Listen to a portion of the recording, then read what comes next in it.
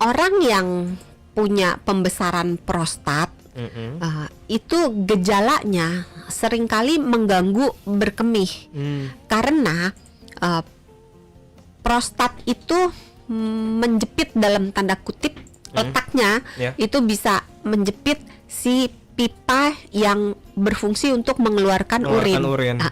Jadi kalau dia membesar itu sama aja kalau kayak pipa kita selang air nyemprot air di taman itu kalau digencet batu kan airnya keluarnya susah ya, kegencet kan. Nah seperti itu kurang lebih. Jadi kalau prostatnya membesar, prostatnya itu akan menekan pipa untuk berkemih sehingga ada gangguan di berkemihnya. Nah berkemihnya bisa jadi susah keluar, terus bisa udah berdiri nggak keluar pipisnya, padahal udah kepengen pipis gitu, tapi pipisnya nggak, urinnya nggak keluar.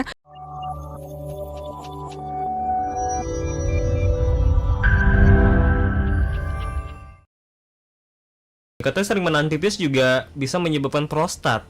Itu benar atau enggak? Sebenarnya dibalik sih.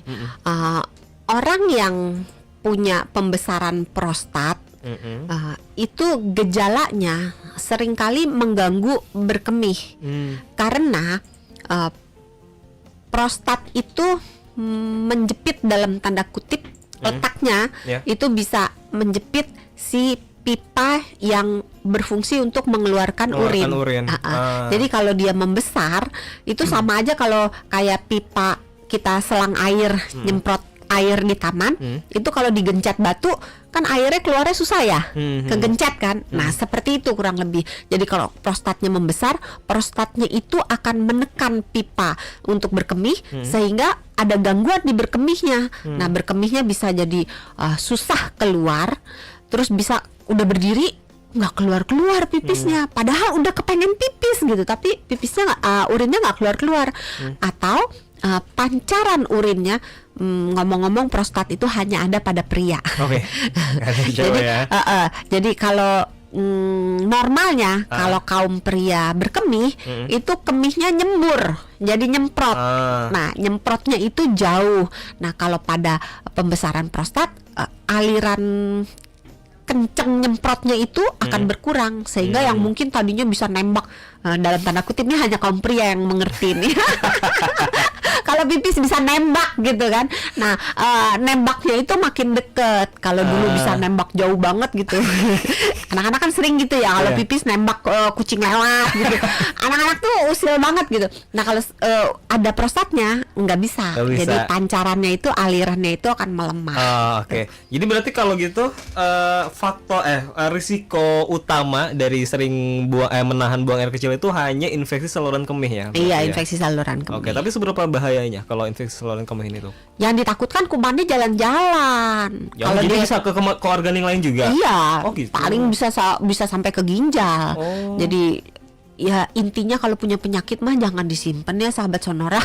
Tapi sering kali nih sahabat Sonora, aduh nanti kalau ke dokter ketahuan penyakitnya. Ya kalau ketahuan kan tinggal diobatin gitu kan. Aneh gitu. Berarti kalau gitu sering nahan buang air kecil juga tidak hanya bisa menyebabkan bisa punya pengaruh ke organ-organ lainnya juga, jadi bekerjanya nggak maksimal gitu. Secara tidak langsung bisa, tapi kalau secara langsung enggak sih. Secara oke. Itu tadi ya, kalau misalkan udah ada kuman, itu kumannya bisa jalan kemana-mana. Terus tips juga nih supaya kemungkinan untuk terkena infeksi saluran kemihnya menurun. Ini kan infeksi saluran kemih kan banyak di kaum perempuan. Kaum perempuan itu kan banyak yang menggunakan pembalut. Nah, kalau bisa nggak pakai pembalut, nggak perlu pakai pembalut. Dalam arti gini, ada orang yang nggak haid, nggak ada apa-apa, tapi karena udah biasa pakai pembalut, tiap hari pakai pembalut gitu kan. Ada yang tipis yang untuk harian panty liner gitu. Apalagi kalau pembalutnya itu pembalut yang beraroma. Karena sekarang nih banyak pembalut yang wangi gitu. Nah, aromanya itu akan meningkatkan resiko terkena infeksi saluran kemih. Jadi kurangi pemakaian pembalut atau beralih ke pembalut yang dari kain. Karena sekarang banyak pembalut-pembalut yang dijual, kita kan trennya lebih ke kembali ke alam gitu. Jadi ada dijual yang terbuat dari kain, itu lebih apa ya, kalau nyucinya bersih, tata cara pemakaiannya juga baik, maka itu lebih baik daripada pembalut yang beredar di pasaran. Walaupun kalau memang nggak mampu atau nggak suka mau pakai boleh, tapi usahakan pilih yang tidak beraroma.